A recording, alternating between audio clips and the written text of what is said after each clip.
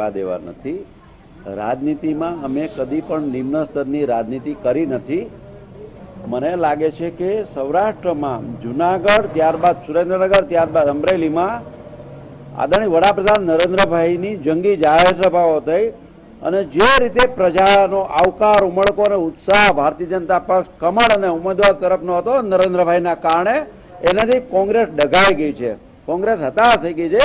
અને નવા કોંગ્રેસી બનેલા હાર્દિક પટેલ કે જેમણે આજ સુધી સમાજને ભાગલાવાદના માર્ગે દોર્યો, સમાજનું વિઘટન કરવાનો પ્રયત્ન કર્યા, પાટીદાર સમાજ અને અન્ય સમાજોને વિખૂટા પાડવાના પ્રયત્ન કર્યા, ગુજરાતની શાંતિને દોડવાનું અધમ કૃત્ય કર્યું.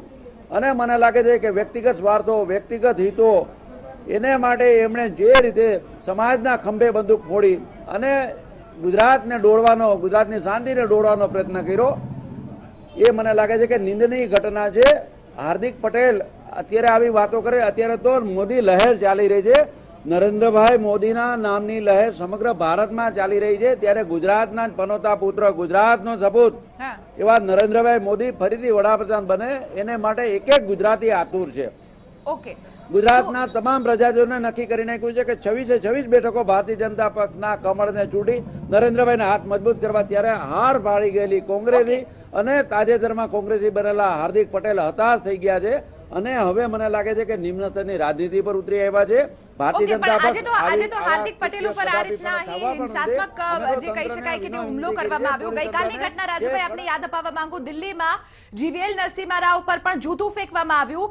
શું કોઈ નેતા પર, ભલે ગમે કોઈ પણ પાર્ટી ન હોય, પરંતુ આ રીતની હિંસાને ભાજપા પ્રમોટ કરે છે? રાજુભાઈ, અમે તો હિંસાને વખોડી કાઢીએ છીએ ને કંટ્રોલ કરવાનો પ્રયત્ન કરીએ છીએ. એમના પ્રિયંકા ચતુર્વેદી, એમના પોતાના પ્રવક્તા, અને જે રીતે એ ઘટનાથી નારાજ થઈને રીતસરને સત્તાવાર ટ્વિટર ઉપર એ વાત મૂકી, કોંગ્રેસની અંદર એક હતાશા, એક નિરાશા, એક એવા વાતાવરણ પેદા થયું છે કે દરેક કોંગ્રેસી અત્યારે અશાંત છે અને ક્યાંક ને ક્યાંક હતાશ થયેલો, ડઘાઈ ગયેલો કોંગ્રેસી મને લાગે છે કે આ પ્રકારની પણ ઘટનાઓ સર્જી શકે છે. કોંગ્રેસ પ્રેરિત આ ઘટના છે. હાર્દિક પટેલ આ પ્રકારની નવટંકીઓ અગાઉ પણ કરી ચૂક્યા છે અને દરેક વખતે પોતે નિષ્ફળ જાય ત્યારે ભારતીય જનતા પક્ષને આક્ષેપબાજીમાં ઢસડવાનો પ્રયત્ન કરે છે. અને આ તો કોંગ્રેસની જૂની ચાલ છે. કોંગ્રેસના અગાઉના વડાપ્રધાનો હોય કે રાહુલ ગાંધી હોય, ડગલે ને પગલે દરેક ઘટનાઓ માટે ભાજપને જવાબદાર ઠેરવે છે. કોંગ્રેસે 73 વર્ષમાંથી 60 વર્ષ દેશમાં રાજ કોંગ્રેસે કર્યું અને 5 વર્ષ રાજ કરનારા નરેન્દ્રભાઈ મોદીને આ લોકો ડગલે ને પગલે વિરોધ કરે છે, 5 વર્ષનો હિસાબ માંગે છે. ત્યારે મને લાગે છે કે હાર્દિક પટેલે જે ઝેરના ઝાડવાનું વાવેતર કર્યું છે, વિષવૃક્ષ વાવ્યા છે, સમાજની અંદર ઝેર ફેલાવ્યું છે, ભાગલાવાદી વલણને ડેવલપ કર્યું છે, કદાચ ભાજપા તરફથી અહીં પક્ષ રાખવામાં આવી રહ્યો છે કે મોદી લહેરથી કોંગ્રેસ ડરી ગઈ છે. આભાર રાજુભાઈ TV9 સાથે વાતચીત કરવા બદલ. તો મહત્વની વાત છે કે ભાજપા તરફથી સતત કહેવામાં આવી રહ્યું છે કે હાર્દિકે લોકોને મૂર્ખ બનાવ્યા છે અને હવે જનતા જાગી ચૂકી છે.